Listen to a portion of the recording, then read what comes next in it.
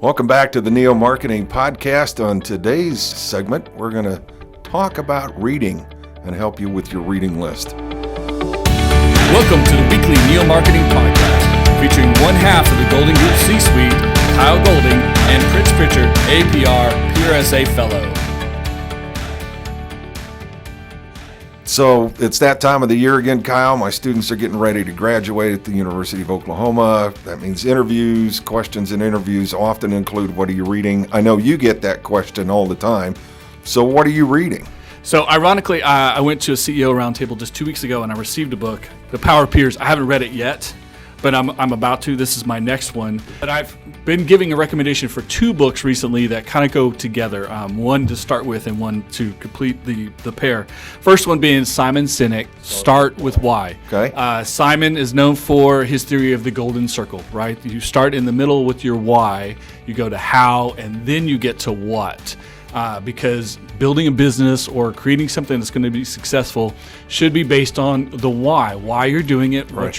what you're trying to do, and then you can talk about how you're going to achieve it, not just how it gets done in a technical manner, but how you make things happen based on your why, and then you can get to the what. Right. So you don't start with your widget. The widget is the answer to the question that you're solving with your why. I'm a big, huge fan of this theory. I try to utilize it for all of our clients when it comes to developing their marketing.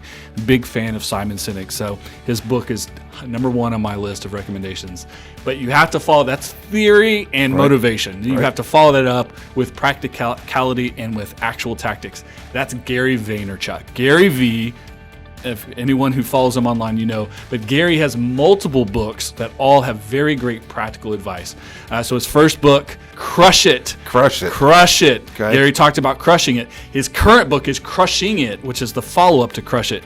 But in between, he has Jab, Jab, Jab, Right Hook, about giving more than you ask for, the Thank You Economy, etc. So these are great books that all have very practical advice. Basically, anything you pick up from Gary V is going to have great practical advice as to how to take now your motivation, your why, what you're trying to accomplish in your business, and then execute on marketing, intention, etc. Okay. So those are the two things that I'm recommending to people who want to start a business, get into marketing, communications, etc. What are a couple of your favorites, Pritch? First and foremost, I'm a leadership guy. I love to talk about leadership. We spend a lot of time in the schoolhouse inculcating those qualities and practices and motivations in our students.